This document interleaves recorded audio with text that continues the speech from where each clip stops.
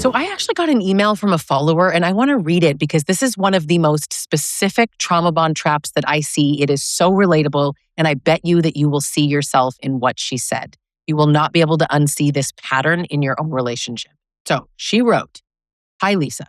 I think I finally figured out the pattern that keeps pulling me back, but I don't know how to break it. Every time I try to leave him, he starts accusing me of things. He says that I'm cheating, that I'm the problem, that I'm a narcissist, I'm combative, cold, selfish, and I'm totally impossible to communicate with. I don't see myself that way, and deep down, I know those things are not true, but I kind of hate that he thinks that of me. I feel this desperate need to explain myself and make him understand who I really am. Like, how can he say these things about me? How do I say it in the right way, show him enough proof, or get him to calm down? I want him to see that I'm not the person that he says I am." Now, I keep hearing don't respond or use the Jade method, but the problem is that if I don't respond, he becomes relentless. He sends message after message, he yells in my face, he keeps changing the accusation, and he tells me that my lack of response is proof that I'm guilty. So sometimes I cave and I respond because I can't take it anymore, and sometimes I hold firm and I refuse to defend myself. He says that means I don't love him, don't care about the relationship, or that I never cared about him at all. Then he abandons me. He will punish me by ignoring me for days or weeks based on the fact that I didn't answer him. So I start reaching out to him because I just want him to understand that I didn't cheat or that I'm not the problem with us. And that's usually when I feel panic and I go back. I tell myself that I'm going back because I love him, but I'm actually starting to realize that I may be going back because I can't stand the thought of him believing this version of me. I want him to stop accusing me. I want him to understand that I'm not cheating, I'm not a narcissist, and I'm not trying to fight with him. How do I stop needing him to see me so correctly? How do I stay gone when not defending myself feels like I'm letting him turn his accusations into the truth?" Okay, relatable, right? This is not just about accusations.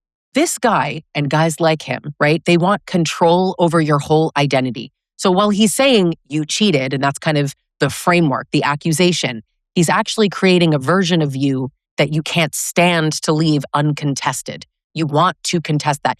Any accusation from a person you love or care about, or you care about their opinion, is going to drive you naturally to want to say, that's not true. That makes sense that you want to defend that, but it is a complete trap. Because a lot of women think that they're going back because they love him. And I think, part of you probably does. Although if you are in a trauma bond, it's not actually love. It feels like love. You love the version of him that felt real, but trauma bonds mimic love. They are not love. You cannot both be in love and in a trauma bond. They don't coexist. But I think in so many cases, I think what pulls a lot of women back is this panic of being misrepresented. This panic of believing that there is this version of you that he sees you as, and it's bad and it's unbearable. So you walk away while he tells you you're the problem. It feels like you're accepting that, yeah, you're the problem, right? That it feels like acceptance. But abusive men learn what works. And to be honest with you, that relentless pursuit, it doesn't work on everybody. It really doesn't. Some people, they use relentless behavior. Some it's stonewalling. Some they hoover you. Some they make false promises. They use guilt. They use your kids. They're very specific, right? It's bespoke abuse. They get you in a way that really targets you. And there's overlap because we're all humans. So maybe lots of women feel really defensive when someone is accusing you of doing something that you didn't do. That makes sense. But ultimately, this relentless pursuit, what he's doing, he is learning that if he accuses you, you explain.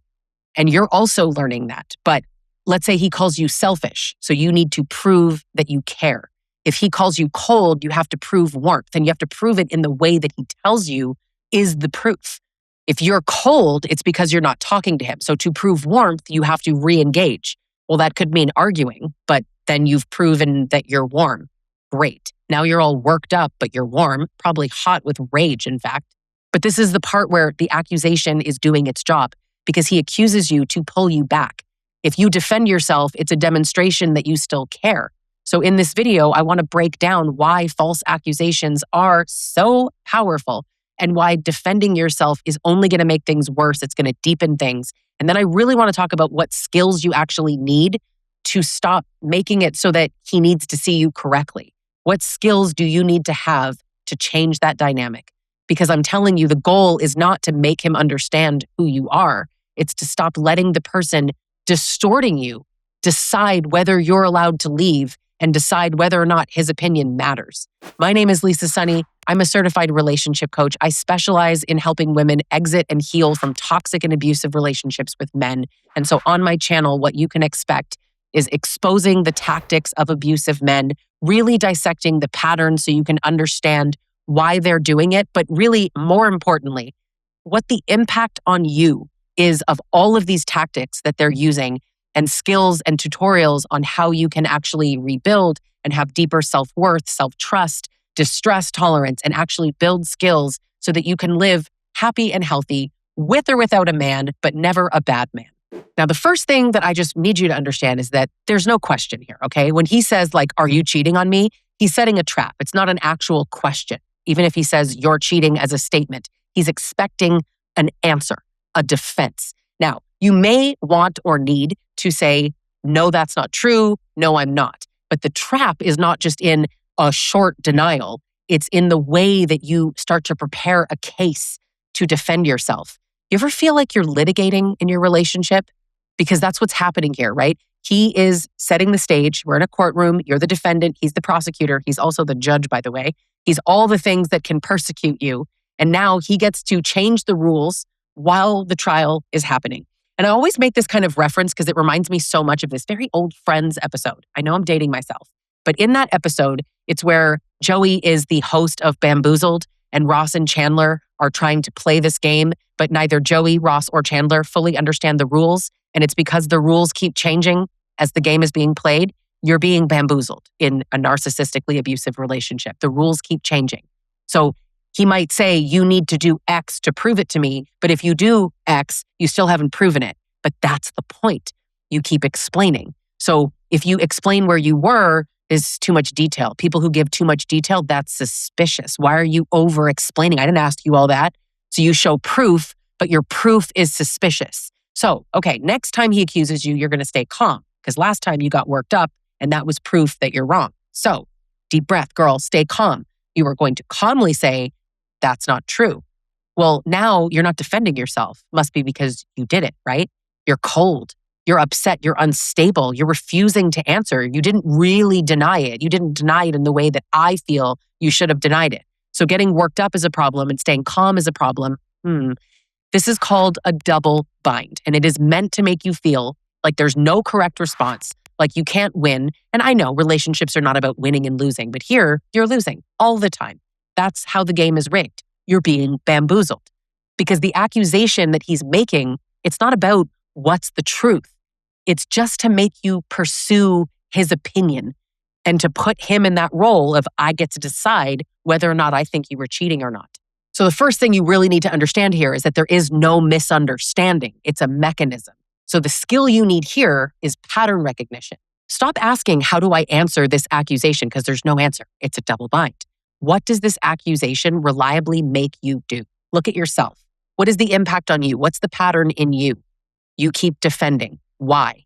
No judgment, just curiosity. Why? You have a need to be seen in the right way, to be understood. You know, you have to start going back and actually looking at where this comes from. Because if every accusation is just going to pull you back into defending or pleading or going back, then the accusation is doing exactly what it was designed to do, right? So the next piece is that he is attacking your identity, okay? Because we can say like cheating or being argumentative, combative, that's behavior, sure. But you are combative versus you're being combative. Semantics, right? Like the guys that say you're not a B, you're being a B, whatever. He's attacking who you are. That's why it hurts so badly because they're not making like a simple complaint of, you forget to text me back. That's not fair. You're cheating. You're selfish. You're abusive. You're a narcissist. You're impossible. You never loved me. These are identity level accusations. So he's not saying you did something. He's saying this is who you are. And they can do that. A man like this can tell you who you are because he knows you. This is why you hear something, it seems so innocuous, right? But like he'll hand you your favorite coffee and you're like, oh, that's so sweet when things are good. And it'll be like, yeah, I know you. I know you. That's why, you know how abusive men will often say, I know you? They're reinforcing, I know you. So when they tell you something that is not true about yourself, like you're selfish, he knows you. You already have that belief. So watch for that. But this is someone who's really attacking your identity. And because it's a person that you used to love, your whole system goes into panic. Well, used to love or do love, right? So it's not a matter of correcting a little misunderstanding. You're trying to rescue your character. Like, I'm not cruel and I'm not dishonest. I'm not the person that you're describing. So when people say, and I mean, even I say this, don't respond. And that's still good advice. Don't respond is good advice, but it's also oversimplified advice. When you're watching YouTube videos, you're not going to get the perfect advice tailored to your situation. People who don't already know this, you can work with me one-on-one. You can work with me in groups. You can work with your therapist or another coach learning these skills. It's not going to make it easy for you just by ignoring a text, because I think that feels so often like you're abandoning yourself completely. And this is the skill that you need, identity separation. He's accusing you to hurt your identity, but his version of you isn't you. So he can believe something false without that false thing becoming true. Yeah, very oversimplified. And I know that it's not simple when you're in it. Trust me, I've been there. But your body feels like there's this emergency, but you need a skill of like, this is not an emergency. What he says is not the truth. I know me. I trust me. You need to find a way to come back to yourself. There's a skill here, okay? Distress tolerance, which is going to come up repeatedly. One of the most important skills. But the thing is, we talk about this need that you might have to be seen properly, to be understood. That's a leash, okay? I think it's the deepest part of the whole pattern, because a trauma bond is not just missing him or craving him, wanting him. Sometimes it is. But sometimes the strongest part is the need to be understood. Like you want him to say, to accept, I know that you didn't cheat. I know that you're not selfish. I know that you love me. I see that you were trying. I was wrong about you. The desire for that sentence is like a drug. You will never get it though. You really will never get it, because he's attacking the exact place where you need relief. That's the problem. That's why I refer to it as a leash, because he can wrap that thought around your neck and drag you around with it. He accuses you, you panic, you explain, he accuses you again, he escalates, you explain harder, he withdraws, or you refuse to explain and he still withdraws. So you reach out, you ask for forgiveness, you try to just smooth things over. You allow no repair in that situation because you are desperate for the relief. And that makes sense. And I don't say that with any level of shame. That's just how it works when you're in one of these relationships. Believing that his false story is still out there, that he still believes it, it feels so unbearable. So you don't want to leave him with this distorted version of you. It feels like unfinished business. You want the closure and the accountability of like, I see it, I was wrong, you're right. That's what you want. Not going to happen. You're not going to have that happen in this relationship. You need to say, I do not need this person who is so committed to misunderstanding me to certify who I am. And then you need to believe that, because it's really easy to say it. But let me tell you something about the relentlessness that we're talking about here, because they're not all relentless. My abuser was incredibly relentless. But people love to say, just don't respond. That's all you have to do, Kathy. Don't respond. Okay, so then you don't respond. You take the good advice and he floods you with a million text messages. He calls you repeatedly. He changes the accusation. He says that your silence proves guilt. So you try to change your behavior. He'll come at you and say that you never cared. He threatens to leave you.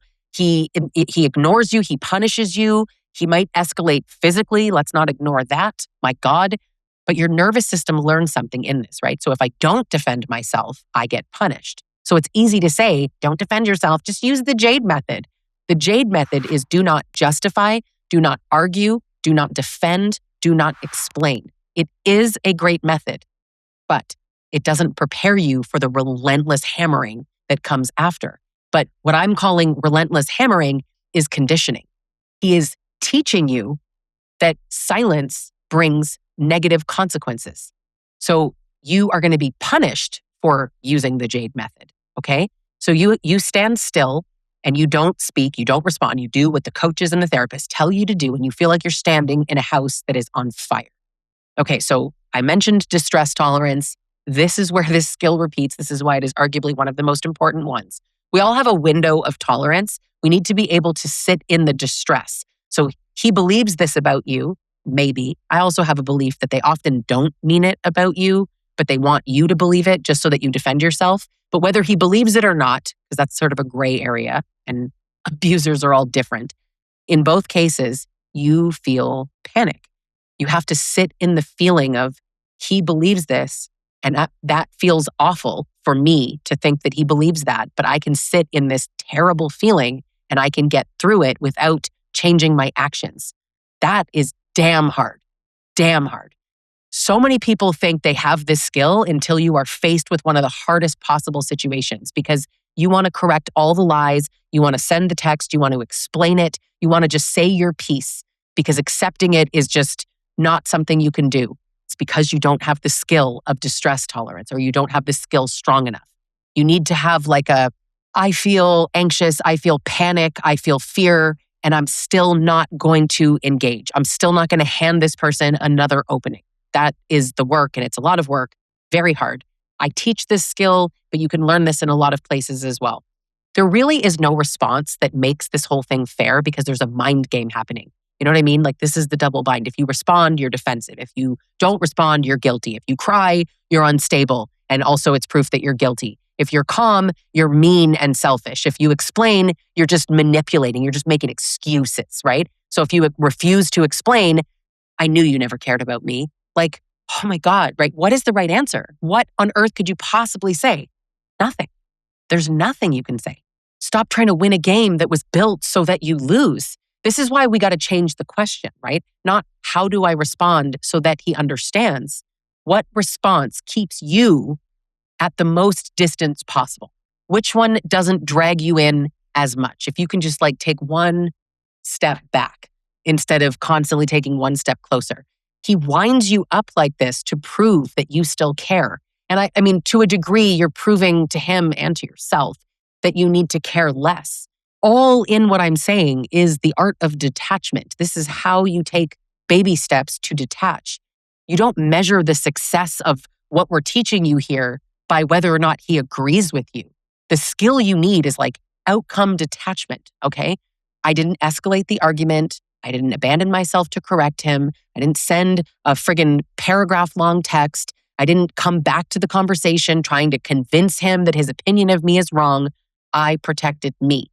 Your scoreboard, your measurement needs to be protecting yourself. That's what it is, because his scoreboard is crazy. It's defective, okay? Set yourself free. So a lot of times women will ask me, why do I do this, right? What really help me understand what is dragging me back into this. Am I feeling guilt? Am I feeling unheard, unseen?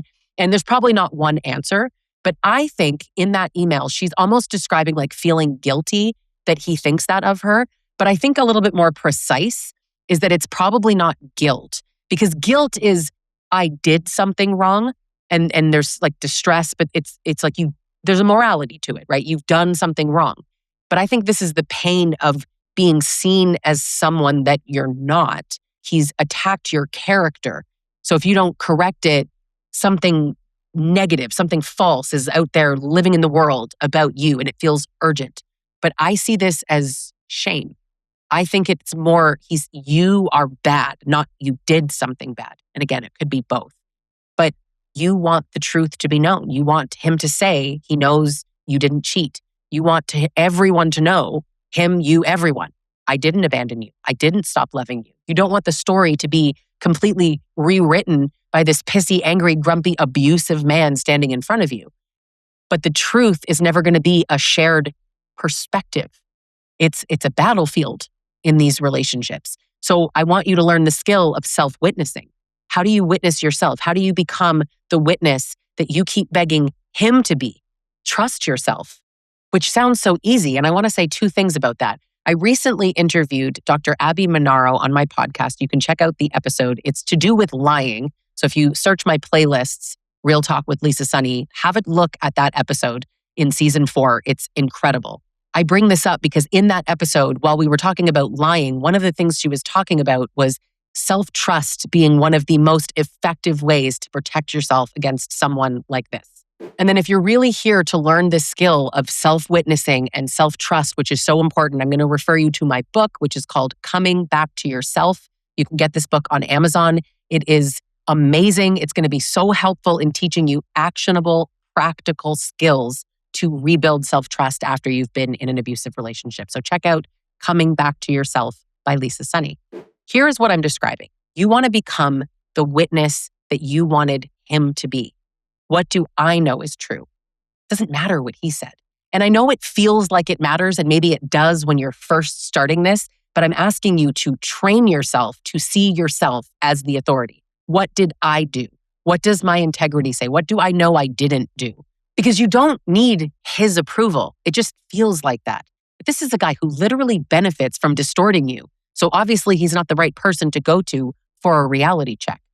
Now, a guy like this, he's going to make you choose between peace and being seen correctly. And that's the trap because you are being forced into these two impossible options, right? If you defend more, no peace, it'll be relentless or he'll leave you. And if you don't defend yourself, your reputation is gone. It's in the gutter. It means you're a cheater. But either way, something hurts. And I say this a lot, like option A sucks. Option B also sucks. Choose which suck you want. And it feels like an impossible choice. But I hope that people can see that if you continue the pattern, because you can't control him, right? This pattern doesn't change. Nothing changes if nothing changes. He's not going to change. You have to change. How unfair.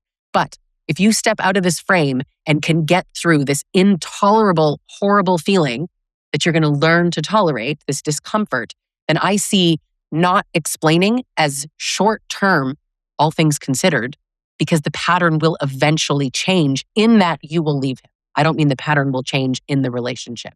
You will become so detached that you don't even want to be with this person anymore. Sometimes leaving him means letting him think the wrong thing. There's a song actually, and I think her name is Lily Rose, but it's a country song, and she's talking about be okay with being the villain. It's okay. He's going to say that no matter what. You're going to be the crazy ex. That's okay. That doesn't say anything about you. I know it's easy for someone in a chair across the world to say, who cares? I know that it feels like it matters. And the truth is, when you talk about reputation management, the truth is, if it affects your job, your money, your safety, I hear you. You might need to say something. But otherwise, who cares? Who cares if him and his mom and his stupid best friend think that you cheated? Who cares? Did you? No. Are you a narcissist? No, you're not, right? You're the common denominator because no relationship you've ever had has worked out. Him either. You know what I mean? It's crazy. The things that they say, let that man believe his own story. We need to not care. So easy to say. But one of these things is going to keep you completely trapped, and one is going to move you towards freedom. Doesn't feel like it. It's like going through pain to get to freedom. But here, there is a tolerance that you need to have for being misrepresented. And I think it's one of the most important post-abuse skills you can have, which really is still distress tolerance, okay? He can tell the story wrong, and he might punish you with his opinion. Okay, fine. But you don't have to return to the relationship to correct the record because he's just going to find something else to say or somehow punish you worse. I tell you, when you leave these relationships and then you go back, it's crazy how they begged you back half the time and then they punish you for going back. So I know the skill is literally excruciating at first, but you can do this. Now, this thing at the end that she said that he will break up with her or withdraw, ignore her for days or weeks, this makes you chase the verdict. Let's go back to this courtroom piece, okay? He is laying out his verdict. You're a cheater. You're a narcissist. You're cold. You're selfish. You abandoned me. You never loved me. Okay, that feels pretty awful. He has decided you are guilty and you want to file an appeal, right? You want to overturn this verdict. You don't have to actually do that. You think you're reaching out to him after silence to sort of clear the air, ask a question, connect in some way. You're looking for relief. You want to end the punishment. I get it. You want the bond, the good bond, not the trauma bond, to be restored or the story to be corrected. I completely understand. I also had to live with this feeling of being completely misunderstood and having so many people, luckily none of my own friends, but so many people that saw me through his lens. And it was difficult, but honestly, not one of those people matter. They really don't matter. You don't go back because he's awful to you and because you want to prove him wrong. This man isn't safe. So the skill you need here is planning, in all honesty, because now you're about to go no contact, or you just did, or you're prepared to next time this cycle happens. And you want that to be the last time that he blocks you, the last time that he breaks up with you and you come crawling back. Makes sense. So plan for it, because people say block him, just leave, just block him, just ignore him. You need a real, actual plan. Okay, so he texts you and you feel panic. Now what? Or you want to text him or show up to his house or ask him a question. What do you do instead? You need something to do in that moment. What if it's Tuesday at noon and you're at your desk? What if you are at the grocery store? What if it's 2:00 in the morning and you wake up in a cold sweat? You need something to do in all of those moments. You need a sentence to repeat. You need to do something with your body. You need to have something in your mind, okay? So what do you do when you want to send a paragraph explaining yourself? Because recovery has to become concrete. This whole plan that so many people have of just like, okay, I'm going to block him. So you're white knuckling it. That's your plan. You want to rely on pure willpower when your nervous system is screaming at you to repair? I don't think so. Like, this is just not going to work. And that's why a lot of women don't actually do this successfully. It's why it takes so many times. There's a lot of reasons it takes so many times to leave, but this is one of them. So the goal here is not to get him to see you correctly, right? That's the wrong scoreboard. What you need to be is looking at yourself and the impact on you. How do I stop needing the person who is harming me, abusing me, hurting me to agree with my innocence before I actually protect myself? How do you stop that? Because that's really the shift. I know you want him to stop accusing you. I know that you want him to understand. You want him to say, I know you didn't cheat. I know you're not the problem, but you are going to be free when you no longer require this man's agreement, because he doesn't want you free. So he will never give you that. He's going to accuse you. Now, possibly he'll stop accusing you of that thing and he'll accuse you of something else. It's still going to be distorted. He might still say you never loved him. He'll come up with something else. He'll call you a narcissist. He'll call you borderline. He'll call you an abuser, whatever. You may still leave. The skill is self-loyalty, self-leadership, not some self-love, like vague, fluffy. No, like, what is self-loyalty in action? You don't betray what you know about yourself to manage what some other clown says about you. That's it. That's what you need. So ultimately, we've named a lot of skills here, right? Pattern recognition, to see the accusation as the mechanism that he's using to pull you back, identity separation, distress tolerance, outcome detachment, self-witnessing. You need recovery planning. You need to know exactly what to do when you freak out and you want to reach out. You need self-loyalty, self-leadership. None of that is easy stuff. This is a nervous system issue. This is identity level work. This is the work of rebuilding your own authority over yourself. So if this is your pattern, listen, because he accuses you so that you come back. So something needs to change in the pattern. Something has to change. Nothing changes if nothing changes. You need to change. Making you feel defensive puts you in this role where you explain and you prove and you chase. You need to step out of this. I know it feels like unfinished business and no closure and like you just need one more conversation, but sometimes what you're calling love is actually just terror of being misrepresented by someone who is straight up harming you. And you don't need this man to agree that you're not the problem before you are allowed to protect yourself. Let him be wrong. Let him misunderstand. Let him live in his fantasy world of black and white thinking and cognitive distortions. You will never convince him that you are not the things that he's saying. Subscribe if you're not already. And I want to invite you to an incredible event called Unbreakable and Irreplaceable, The Self-Led Woman. This is an in-person event in Boston, Massachusetts, November 13th to 15th, 2026, with Dr. Peter Salerno and I teaching you 9 workshops over this incredible weekend. We're going to teach you all of these skills and more in a social environment, in an educational environment. You are going to feel like you got a year of therapy in 3 days, all while you're seeing an amazing city in Boston. Perhaps you're from there, but lots of women are flying in for this event. Dr. Salerno and I have hosted many events in Canada, in the United States. It always sells out. Unbreakable and irreplaceable, the self-led woman. Thanks so much for watching, and I'll catch you in the next video.